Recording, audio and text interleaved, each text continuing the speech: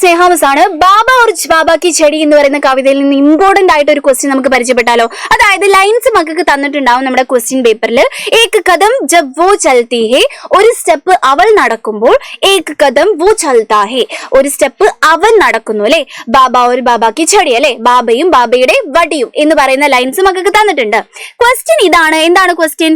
ഇവിടെ വോ ആരാണ് എന്നുള്ളതായിരിക്കും മക്കളോട് ചോദിക്കുന്നുണ്ടാവുക. ഒരു മാർക്കിനായിരിക്കും ചോദിക്കുക. ഓക്കെ, ഇത് കണ്ടുപിടിക്കാനുള്ള എളുപ്പ വഴി മിസ് ഇതിനു മുമ്പും പറഞ്ഞിട്ടുണ്ട്. എന്താണ് ഇവിടെ? ചൽ തീ ഹേ എന്നാണ് വന്നിട്ടുള്ളത്. ഈ എന്ന് പറഞ്ഞ ശബ്ദത്തിലാണ് അവസാനിച്ചത്. ഈ ഹേ എന്ന് പറഞ്ഞതുകൊണ്ട് ചടി ആയിരിക്കും, പെൺകുട്ടി ആയിരിക്കും. പെൺകുട്ടി എന്താണ്? സ്ത്രീലിംഗമാണ് നമ്മുടെ ചടി എന്ന് പറയുന്ന ശബ്ദം. ചടി എന്ന് പറയുന്ന ശബ്ദം എന്താണ്? സ്ത്രീലിംഗമാണ്. സ്ത്രീലിംഗ ശബ്ദങ്ങൾ സാധാരണ ഈ ഹേ എന്ന് പറഞ്ഞ സംഭവത്തിലാണ് അവസാനിക്കുക.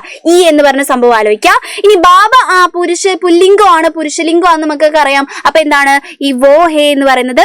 ചൽത്ത, ആ എന്ന് പറഞ്ഞ ശബ്ദത്തിലാണ് അവസാനിച്ചത്. അതുകൊണ്ട് എന്താണ്? ബാബ പുല്ലിംഗ ശബ്ദമാണ് എന്നുള്ള കാര്യം ആലോചിക്കുക.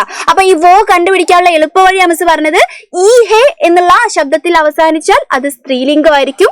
ആ ഹേ എന്ന് പറഞ്ഞ ആ ഒരു ശബ്ദത്തിൽ അവസാനിക്കുകയാണെങ്കിൽ അത് പുല്ലിംഗമായിരിക്കും.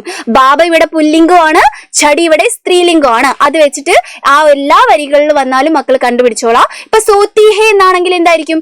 ചടി ആയിരിക്കും. സോത്താഹേ എന്ന് പറഞ്ഞാൽ എന്തായിരിക്കും? ബാബയായിരിക്കും. അങ്ങനെ ഉള്ള ഒരു കണക്ഷൻ വെച്ചിട്ട് മക്കൾ എന്തായാലും ഇത് കണ്ടുപിടിക്കണം. ഇങ്ങനത്തെ ക്വസ്റ്റ്യൻ നാളെ വരാൻ ചാൻസ് ഉണ്ട്. നാളത്തെ എക്സാം നന്നായിട്ട് എഴുതിക്കോളാം. All the best. Bye by.